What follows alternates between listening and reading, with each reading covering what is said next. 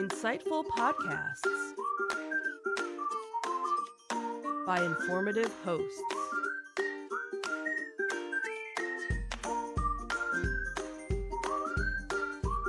Insights into Things, a podcast network.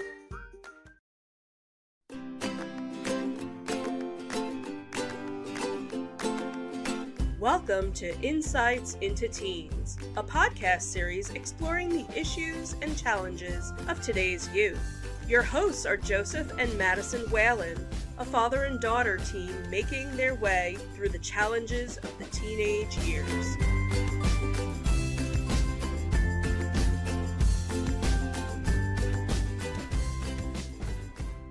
Welcome to Insights into Teens. This is episode 186, Boundaries Matter. I'm your host, Joseph Whalen, and my confident and resilient co-host, Madison Whalen. Hi, everyone. How are you doing today, Maddie? I'm doing all right. Okay. I know it's been quite some time since we've been on the air for fresh podcasts. Yep. I think our last podcast was, early December? Yeah. We had planned on taking the time around the holidays off, which we did, and we were going to start back up after the holidays. Then I came down with a cold, and you came down with a cold, and this and that, and everything else. And we had various reasons that kept us out of the studio. But we are back. We are live as of right now, although when people watch the recording, we won't be. We'll be alive, but not live. Yep. Any big announcements? One big announcement, we picked up an affiliate podcast on the network. Sam, our host of Insights into Tomorrow, has started up his own gaming podcast, No Credits Rolled. He's up to episode 4 on that. Both episodes will be coming out. Episode 3 and 4 will be coming out on Monday. So that's exciting. Anything else exciting that we've got to catch up on? I mean, there probably is stuff. It's just I can't really think of anything right now. See, next time we're off this long, we kind of have to make a list of things. That's true. But today we're talking about boundaries matter. Healthy boundaries are crucial for adolescents to cultivate positive relationships and maintain mental well-being. Addressing unhealthy boundaries and potential relational trauma is achievable, leading to the development of authentic connections through healing and supportive relationships. On today's episode of Insights into Teens, we'll discuss where healthy boundaries end and unhealthy ones begin, and how to deal with such circumstances. But before we do that, I want to take a moment to invite our listening and viewing audience to subscribe to the podcast. You can find audio versions of this podcast listed as Insights into Teens, and you can find audio and video versions of all the network's podcasts listed as Insights into Things. And we're available on Apple Podcasts, Spotify, Google, iHeartRadio, etc. Pretty much anywhere you can get a podcast these days. I would also invite you to write in, give us your feedback, tell us how we're doing, give us suggestions on what you'd like us to talk about. You can email us at comments@insightsintothings.com. We are on Twitter or X at insights_things, or you can find all of our links and all of our episodes on our primary website at www.insightsintothings.com. Are we ready? Sure. Here we go.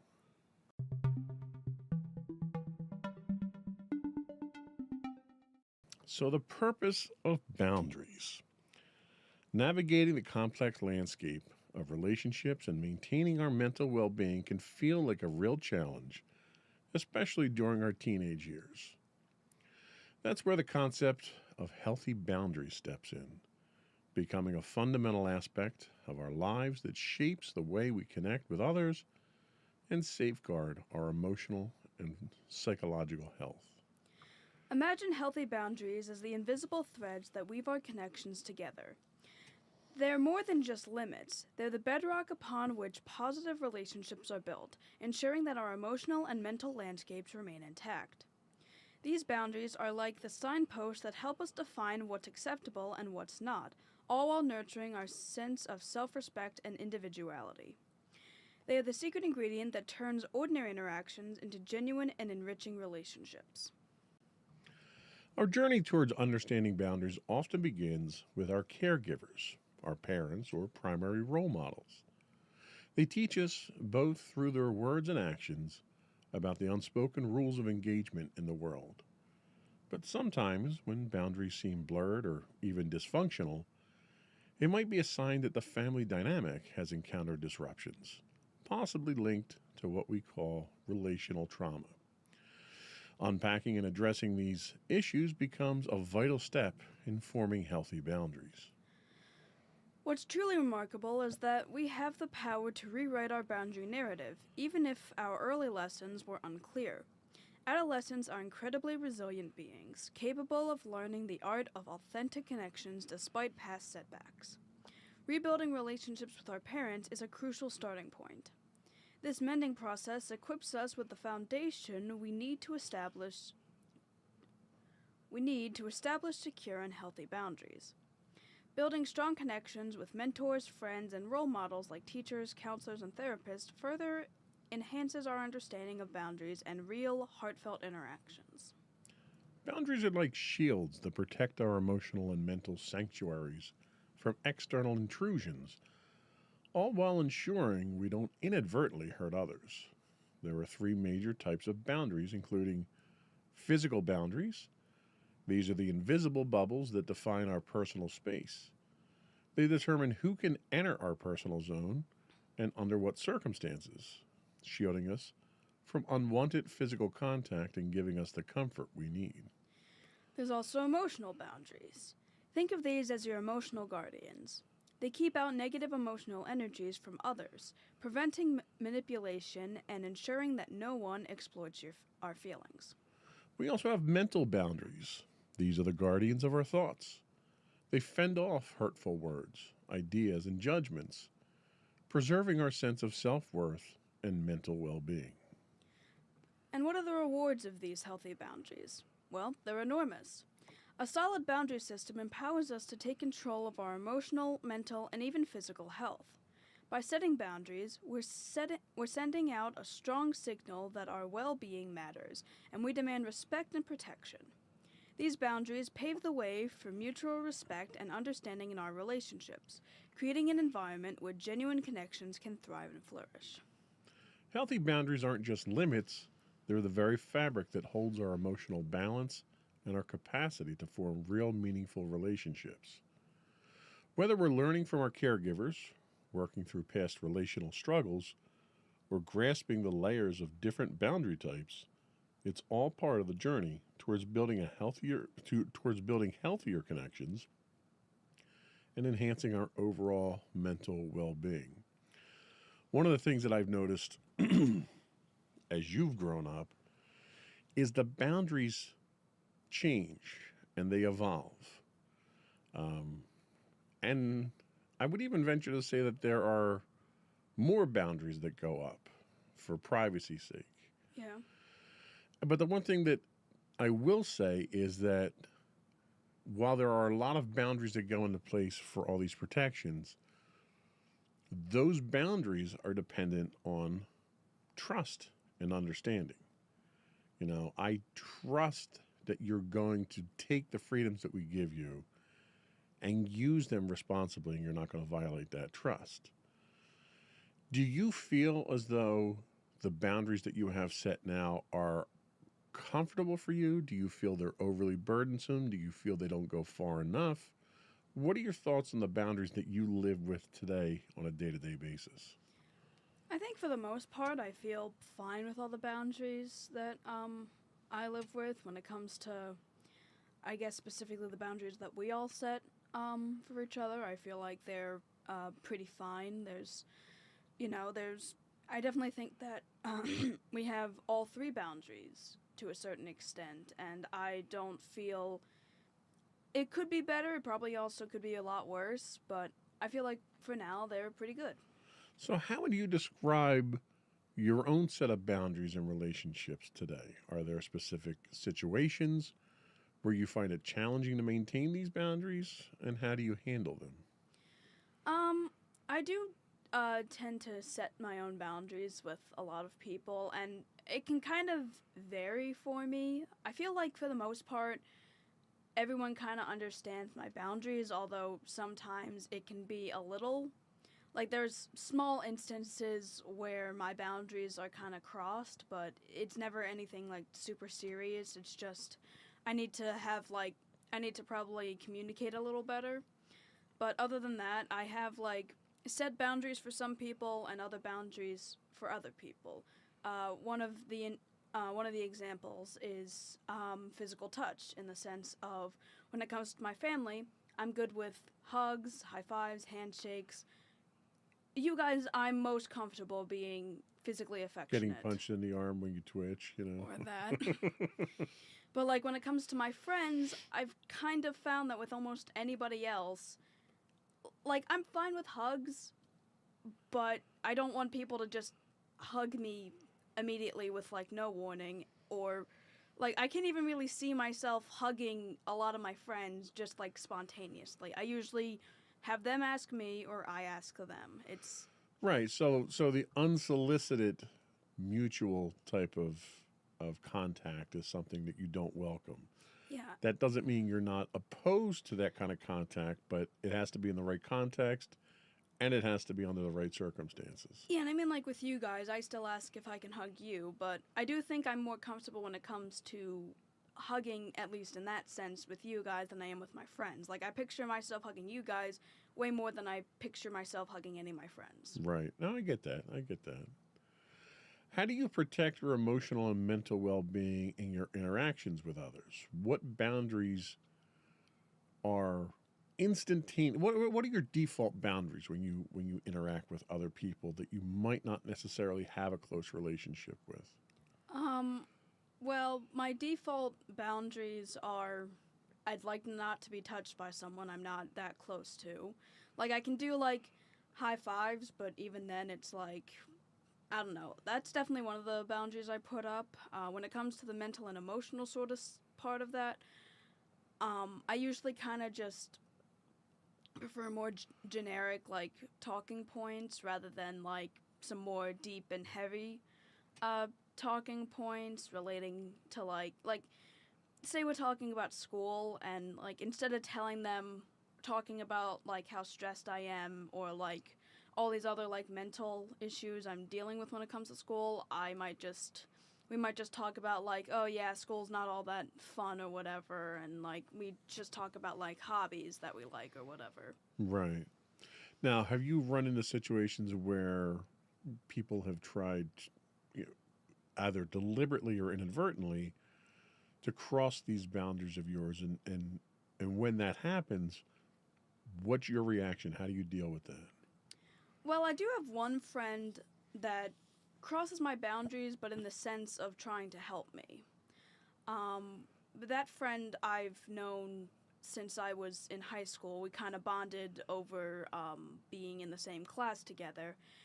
And they deliberate.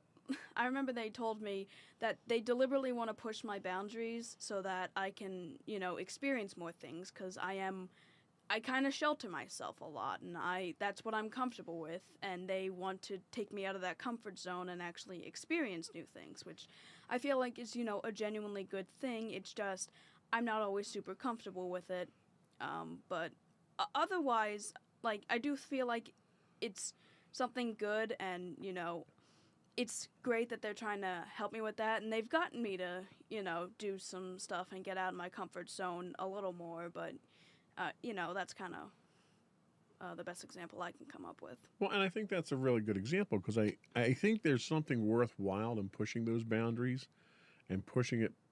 That's how we evolve as people, right? That's how you experience new things.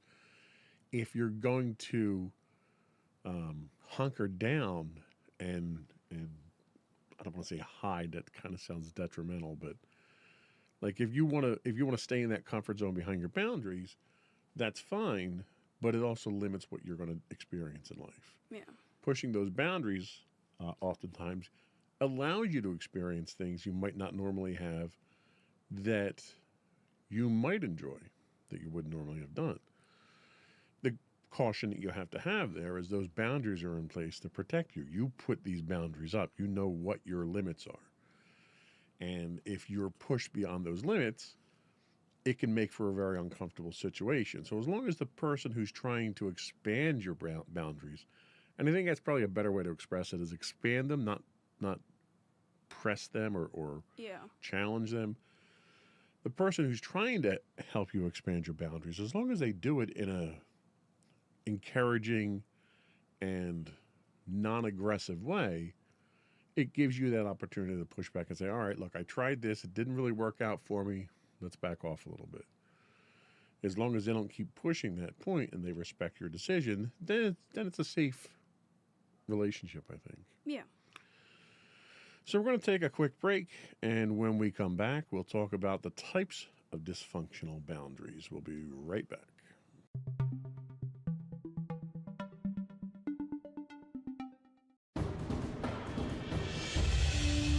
For over 7 years, the Second Sith Empire has been the premier community guild in the online game Star Wars: The Old Republic.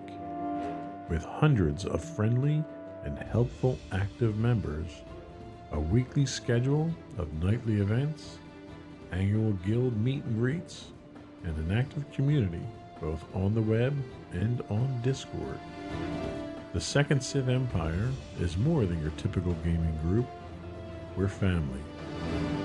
Join us on the Starforge server for nightly events such as operations, flashpoints, world boss hunts, Star Wars trivia, guild lottery, and much more. Visit us on the web today at www.thesecondsithempire.com.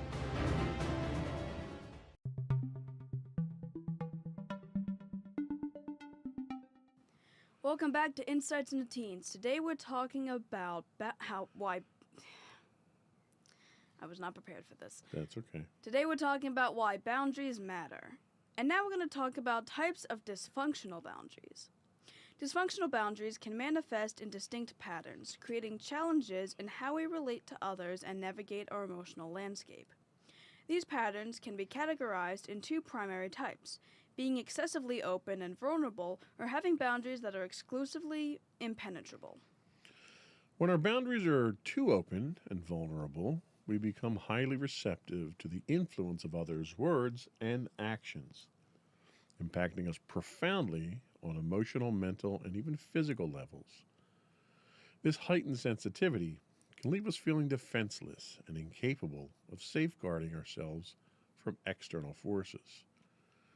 In such circumstances, we might even convince ourselves that it's someone else's responsibility to shield us from harm. Paradoxically, despite seeking closeness and connection with others as a means of protection, we struggle to feel genuinely secure. The innate desire for safety clashes with the inherent risk of vulnerability, creating an ongoing tension that prevents us from achieving the sense of safety we seek. Conversely, when our boundaries become excessively impenetrable, we encounter a different set of challenges. One challenge that we can face through this is disconnection from the world. The strong barriers we erect can lead us to feel disconnected from the world around us. Our reluctance to engage with authenticity and vulnerability closes us off from meaningful interactions, preventing us from truly experiencing life's riches. Struggle to form genuine connections is another risk. Impenetrable boundaries can hinder our ability to form authentic connections with others. By keeping people at a distance, we unintentionally deprive ourselves of the potential for deep and meaningful relationships. Difficulty in understanding others is another risk. The rigid walls we build around ourselves create difficulties in understanding and empathizing with others. We find it challenging to accept and grasp their emotions, thoughts, and behaviors, resulting in a lack of connection and empathy. And the final risk is blocking meaningful connections.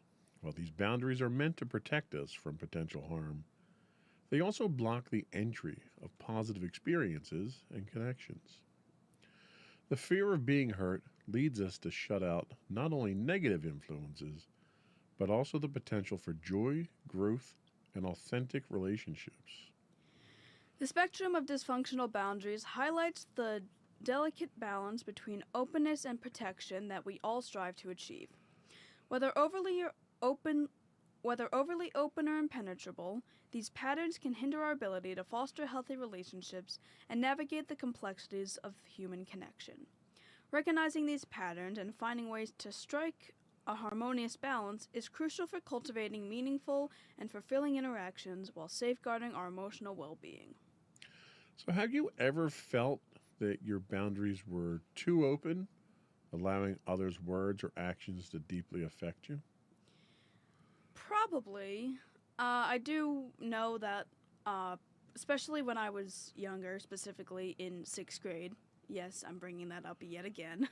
That was a rough time for you, man. Yeah. I ended up having a lot of fights with a close friend of mine, and we, said stuff to each other that, we never actually meant, but it always hurt when it happened, and I kind of feel like I did kind of let whatever they said to me get to me a little too much, and like whenever anyone said anything to me, I like took it to heart. So yeah, especially before I learned how to control some of my emotions, I was a little more open with my boundaries, and other people's words did hurt me. So, can you think of a time when you might have put up strong barriers to protect yourself, but it resulted in feeling disconnected or isolated, where those barriers kind of backfired on you? Probably that was almost the immediate after effect of having too open boundaries. I was kind of like, okay, I kind of need to change all this. So instead of lashing out at people or trying to let other people's words get to me, I kind of shut off, and I didn't really show anyone how I truly felt, and I kind of shut myself off. I wasn't really that social with anybody, and I was kind of just, okay, I'm just going to be stuck with the few friends that I have right now, and, I'm not going to, expand from that. I also think the pandemic also had a major effect on that at that point, because I was not the most social person at the time, and then the pandemic hit and I became even less social. So, when that happened, how did you realize that your boundaries were too rigid? I kind of figured that out when it came to, I guess, just how much I was not willing to be near people. I did not want to. I never would have said that I had social anxiety when I was younger, but now I think I do because of just how rigid my boundaries were. Because like I can't even like talk to a cashier normally without being anxious about what I'm gonna say or what they're gonna think of me. It's kind of like a culmination of both of them, where it's like my boundaries are so rigid that I do not like talking to people and I become anxious, but then my boundaries were so open at one point to the point where, but then I also didn't have many close relationships to where I wouldn't have to be like, oh well, I don't know what they're gonna think of me. Interesting. So, how do you find balance? Do you find balance between being open to meaningful connections and protecting yourself from potential harm? Are you at a balance point now, or is it tilted one way or the other? I'd say that while it's certainly not good, it's definitely a lot more balanced than it used to be. I have friends and people that I rely on when it comes to needing to be mentally and emotionally vulnerable to people, and that kind of helps me get through some of the issues that I have.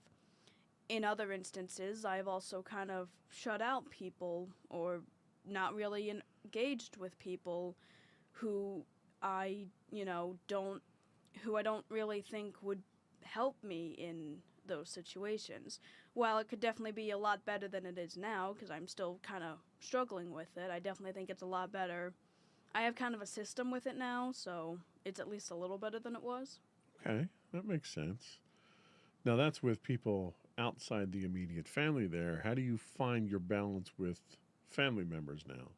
I know we don't see a lot of the extended family as frequently as we used to. And one of the things, the proverbial, hugs from the rest of the family, or the infamous pinching of the cheeks and all that stuff. Do you find when you have those limited interactions with the extended family that your boundaries are at a comfortable level, or do you think you need to make adjustments? There's some adjustments I need to make with some of my family members, but otherwise, a lot of them are really, I don't really know what the best word is, but a good portion of them understand the idea of consent, and I've made it clear to them specifically my boundaries when it comes to physical touch, and like now they always ask like if I actually want a hug, and they always make sure to ask before going in for a hug. I still have some family members that I haven't directly told that with, and they just kind of hug me without asking, which it kind of gets me a little uncomfortable, but it's something I can probably work on. Now, do you feel, for the most part, that you're setting your boundaries and those boundaries aren't being set for you, or do you feel that it's more an outside influence setting those boundaries? I think it can be kind of like, it can be kind of mixed between that. I certainly have my own boundaries when it comes to a lot of things, when it comes to my interactions with other people, but when it comes to other people setting boundaries with me, I always make sure to respect them. And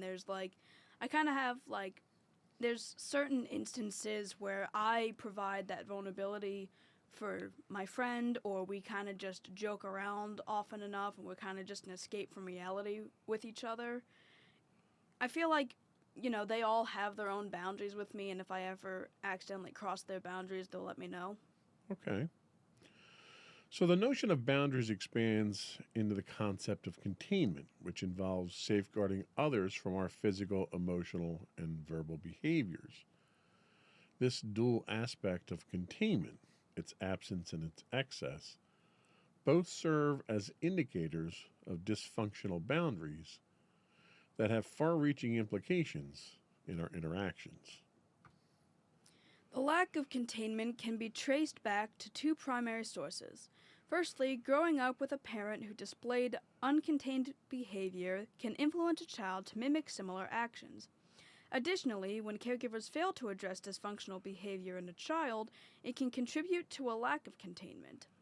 The behaviors associated with a lack of containment encompass encroaching on personal space by standing too close to others, invading boundaries by touching people or their belongings without seeking permission, engaging in unfiltered speech that may lead to hurtful remarks, reacting impulsively without considering the potential consequences, struggling to manage emotions or energy resulting in emotional outbursts, and evading personal responsibility by placing blame on others for one's actions.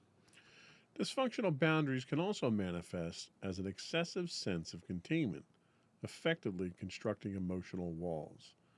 This pattern gives rise to distinct behaviors such as rarely initiating physical contact with others due to apprehension or discomfort, suppressing personal desires and needs due to the anticipation that they won't be fulfilled, intensely focusing on avoiding any actions that might upset or offend others, often at the expense of one's own authenticity, and striving for perfectionism as a defense mechanism against the deep-seated fear of abandonment.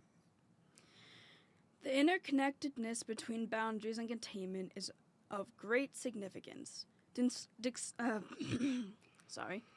Dysfunctional boundaries can manifest as either a lack of containment involving behaviors that disregard personal boundaries, or excessive containment, which results in emotional detachment and avoidance of authentic self-expression. Recognizing these patterns and Delving into their underlying causes is pivotal in the journey to foster healthier, more balanced, and meaningful interpersonal interactions.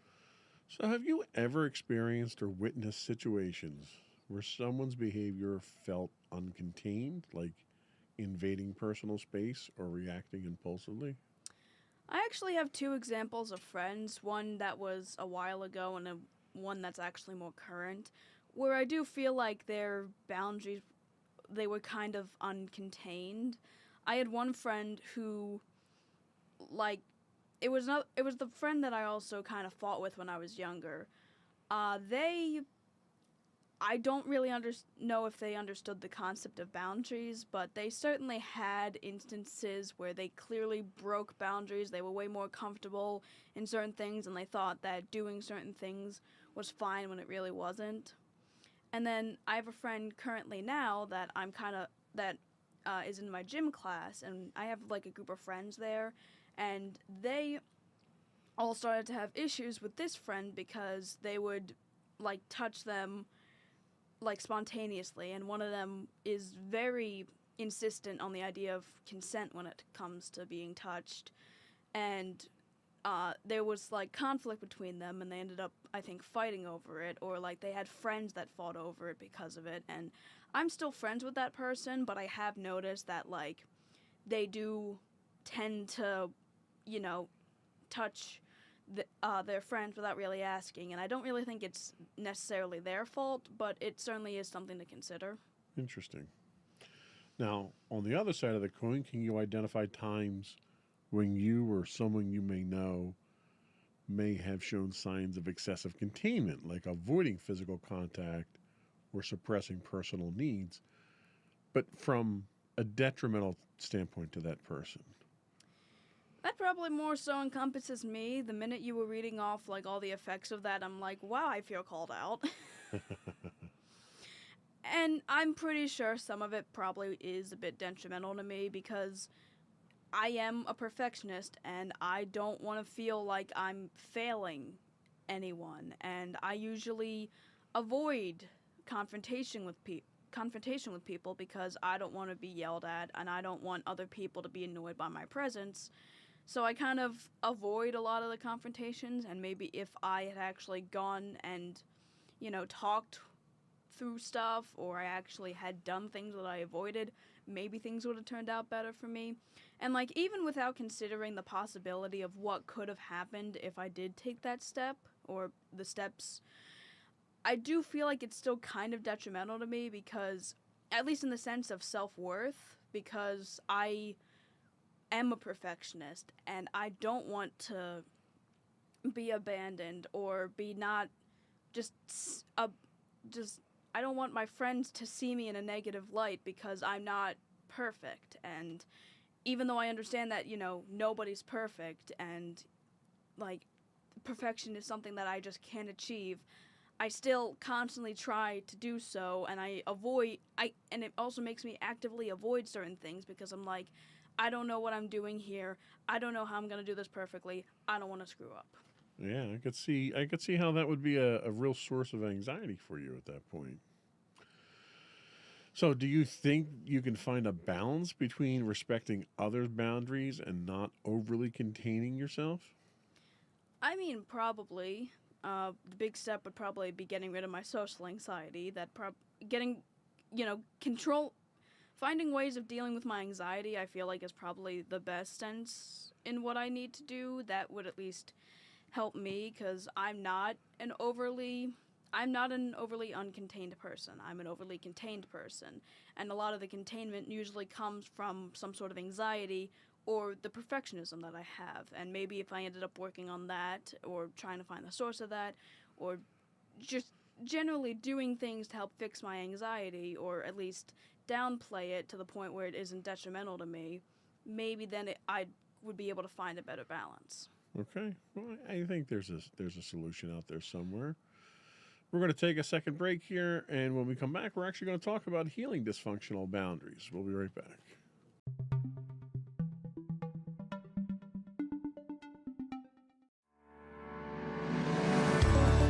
Insights into Entertainment, a podcast series taking a deeper look into entertainment and media. Our husband and wife team of pop culture fanatics are exploring all things from music and movies to television and fandom. We'll look at the interesting and obscure entertainment news of the week. We'll talk about theme park and pop culture news. We'll give you the latest and greatest on pop culture conventions. We'll give you a deep dive into Disney, Star Wars, and much more. Check out our video episodes at youtube.com/insightsintothings. Our audio episodes at podcast.insightsintoentertainment.com, or check us out on the web at insightsintothings.com.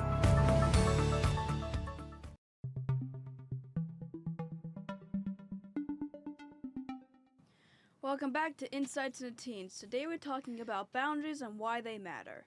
And now we're going to talk about healing dysfunctional boundaries. Therapists are equipped with a diverse array of methods to guide adolescents and families through the journey of healing dysfunctional boundaries. This process commences with the essential step of identifying the unhealthy patterns and behaviors that have taken root. Questions will tend to emerge. Are we too vulnerable or too closed off? Are we transgressing boundaries or maintaining an excessive distance? For those who have encountered relational trauma, specialized therapists play a pivotal role in helping clients pinpoint triggers that lead to unhealthy behavior stemming from these dysfunctional boundaries. A key focus is on clients striving to enhance containment. This involves honing skills in emotional regulation, allowing individuals to tap into self-soothing mechanisms, and reducing reliance on nervous verbalizing or overdependence on external sources for comfort. Several therapeutic modalities are harnessed to treat dysfunctional boundaries and relational trauma. So, first up, we have good luck with that one. Dialectical behavioral therapy, or DBT. DBT offers a structured approach that aids individuals in acknowledging and managing the unhealthy behaviors that often mask underlying issues. Collaboratively with therapists, clients craft strategies to modify these patterns, fostering positive changes. You also have cognitive behavioral therapy, CBT. With CBT, individuals embark on the journey of recognizing and reshaping negative thought and behavioral patterns. This shift gradually cultivates a more optimistic mindset and constructive actions. There's also mindfulness. The adoption of mindfulness practices, such as yoga and meditation, nurtures heightened self-awareness. This, in turn, acts as an emotional shield, imbuing tranquility and fostering sensitivity to respecting the boundaries of others. There's also somatic therapies. Delving into somatic therapies underscores the interconnectedness of the body and mind. These therapies prove particularly beneficial for those on a journey of trauma recovery, addressing emotional and physical aspects. And finally, there's experimental therapies. Creative modalities like art therapy, music therapy, adventure therapy, and... So that's experiential therapies, not experimental therapies. Experiential. Experiential, okay. Just to clarify. Yeah. For those at home. Yeah. Sorry. Creative modalities like art therapy, music therapy, adventure therapy, and... Equine therapy. You know what that is? No. Horses. Oh. Grooming them, riding them, taking care of them. Anyway, they all offer alternative avenues for self-expression. Beyond this, they bolster self-esteem and create platforms for communication when verbal articulation might pose challenges, like right now. The spectrum of strategies employed by therapists reflects their commitment to aiding teenagers and families in the journey towards healing dysfunctional boundaries. The emphasis spans from recognizing the unhealthy behaviors and their triggers to engaging in the proper therapies suited for the unique situation and patient. These multifaceted approaches combine forces to steer individuals through the labyrinth of relational trauma, nurturing healthier patterns of interaction and expression. Now, one of those we've talked about numerous times, mindfulness, Yep.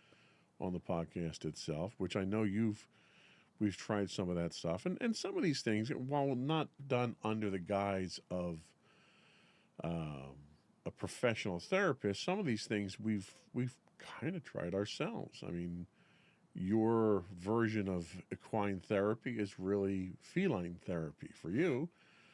One of your emotional support animals that we have around the house, we got a bunch of them are cats. How do you kind of tap into these things, these different therapies that might not register immediately as a therapy, to try to bring that balance of these boundaries to you?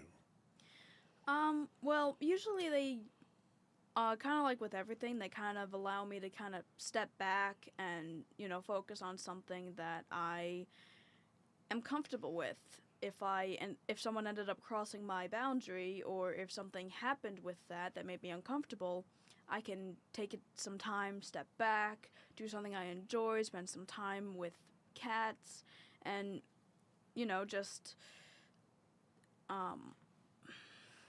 just chill pretty much. Just chill. Yeah, I mean that's probably the ultimate therapy out there. Is just getting yourself to that comfort state. So when thinking about your own boundaries and relationships, can you identify any patterns that might be considered unhealthy, like being too open or too closed off?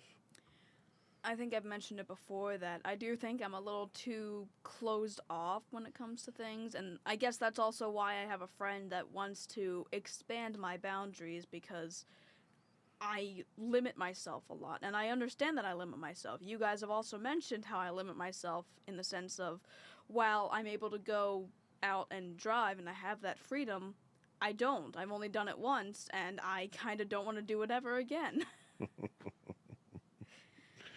What are your thoughts on using creative or experiential therapies like art therapy or equine or feline to address relational issues and boundaries and problems? Again, I feel like they can kind of be a way to step out of that reality and into another reality that is either something you can do creatively or something that just makes you feel good. I feel like you normally use that sort of stuff as a way to step back from issues that stress me out or things that don't make me comfortable, as a way to find a sense of comfort and to, like I said, chill. And I feel like a lot of people could benefit from having something that can help them calm down if they've had a stressful day, or if someone said something to them that they didn't like, or if just any really bad thing happened. That, I hope everyone has at least something that they can go to that makes them feel calm, or at least makes them feel good. So, aside from the obvious observation that you might be overly contained sometimes, do you think the boundaries that you live by on a day to day basis are adequate for you, or do you think you need to evaluate maybe making some adjustments to them? I mean, I probably need to make adjustments to the fact that I don't really like talking to strangers, and my boundary is kind of like, if you want to talk to me, you come up to me and do so. And because obviously there's going to be instances where I'm going to have to go up and talk to somebody else, like at a register. I can't wait for them to, come up and say, "Are you finished with all your items? Would you like me to help you with that?" And it's like, I can't expect that, because that's not how that works. Right. You kind of have to be the one to initiate that. And I feel like my boundary of waiting for other people to initiate stuff is something that not only can I benefit from in the sense of the practical reason, but also the fact that I'll be able to initiate conversations with other people and hopefully form meaningful relationships that way, rather than just waiting for them to come and talk to me instead of me going to talk to them. Well, it sounds like the boundaries that you have right now serve you well for the most part.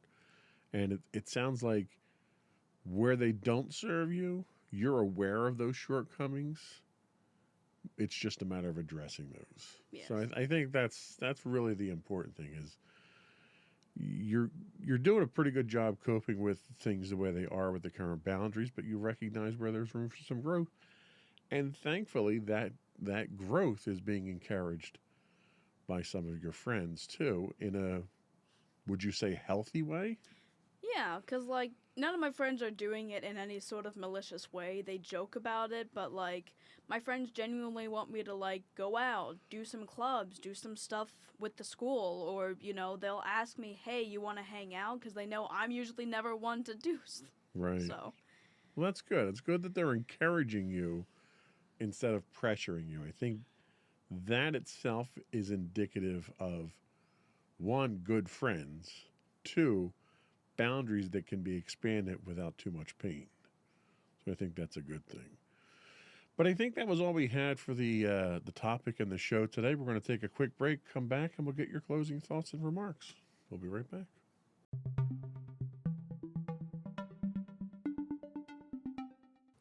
Alright, so to everyone out there, I'm just going to restate the title of the podcast Boundaries Matter. And I feel like that's something that a lot of people could, you know, learn to understand. And much like with everything in life, there's obviously a middle ground from going too far off one end and too far off the other end. If you're too overly open or overly uncontained, you can start to make other people feel uncomfortable, or you yourself are a little too vulnerable when it comes to everything and you're not able to, you know, feel secure with yourself or around others. Meanwhile, if you're like me and you're too closed off and unwilling to break your own boundaries for the sake of talking with other people, that's also kind of an issue as well, because you could also be harming yourself. So finding a way of balance between the two of them, I feel like, is something important. And obviously, it's probably not going to be super easy, considering I'm still struggling with it myself. So, you know, keep going at it. You're doing great. Yeah. Nice. And I think it's sage advice because boundaries change. They're situational. They're different from person to person, from situation to situation. And sometimes there's that awkwardness of trying to figure out those boundaries and where their comfort level is until you can kind of get them dialed in.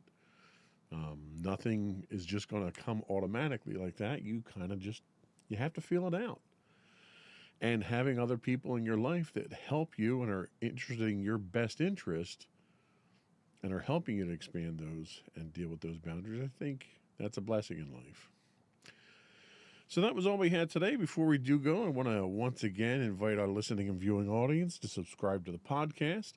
Audio versions of this podcast can be found listed as Insights into Teens, and audio and video versions of all the network's podcasts, including our new affiliate podcast, No Credits Rolled, can be found at Insights into Things.